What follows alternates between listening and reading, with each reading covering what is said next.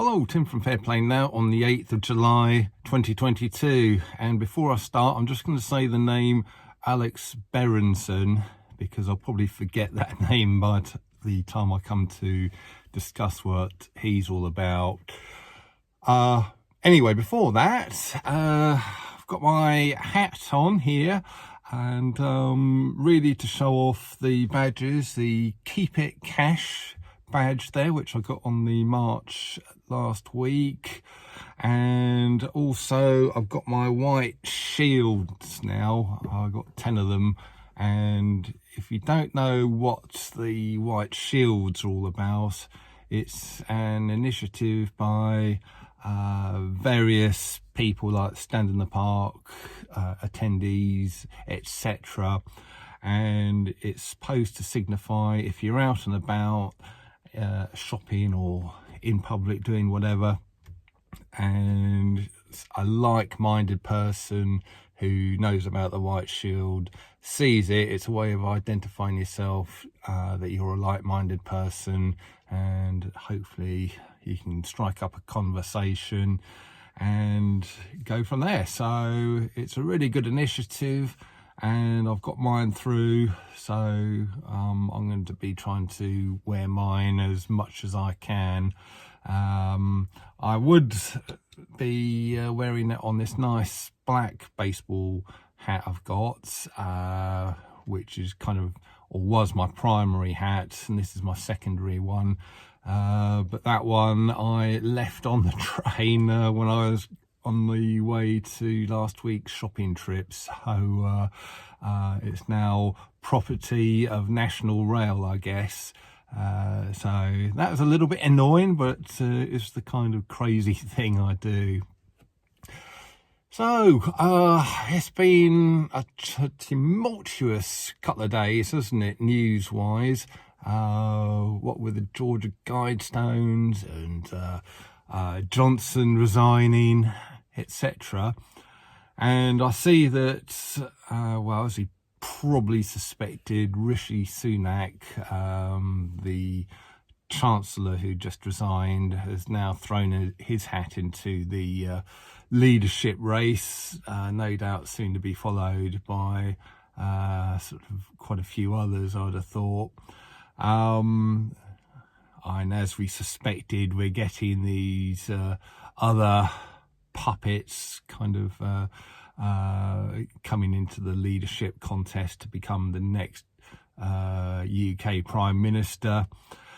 And I don't know, maybe they're all terrible, but Rishi Sunak might be, as far as we're concerned, the best one to have, because like Johnson, he also got fined for Partygate. I think I'm right in saying that. I think I've remembered that correctly. So that would mean he would find it very difficult to impose any future lockdowns, just like Johnson would, whereas that might not necessarily be the case with some of these other characters. So I don't know what you think. You know, you might think he's going to be even worse than Johnson, or you might think he might be a bit better, or just the same. If you've got an opinion on it, leave a comment in the comment section below. And last bit of news I'm going to discuss today is that journalist Alex Berenson. I did remember his name, so thankfully. Now, he's some kind of journalist, and the big news about him is he had a Twitter account and he spoke out about the Big V, and he then got banned by, or suspended by, Twitter. He didn't take it lying down. He kicked up a big fuss about it. I don't know if he went to court or what, but he has had his Twitter account reinstated, and basically he was saying that the things, you know, the treatments isn't any good. That's basically what his article or his tweet was about, And well, as we know, 6 months, a year ago, and even now, really, you can't say stuff like that. And disgracefully, you're not allowed to have an opinion on that.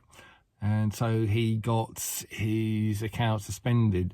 But like I say, he kicked up a fuss, and it's now been reinstated, and it marks the first big kind of back down by big tech about this, about the whole lurgy big V narrative. And let us hope, and I have to applaud it, the guy's fought his corner and won and been reinstated, and it's a blow for sort of freedom of speech, I think, a victory for freedom of speech over tyranny and censorship. And let's hope that it is the start of many more things like this. And let's hope that the likes of this platform, Twitter, Facebook, and Google, and all the rest of them actually come to their senses and allow a little bit of freedom of speech, which has been so sorely lacking over the last 18 months or so. So with that bit of news, I'm going to leave it, and I wish you a great weekend, whatever you're doing. Here in the UK, in the south at least, the weather is boiling hot.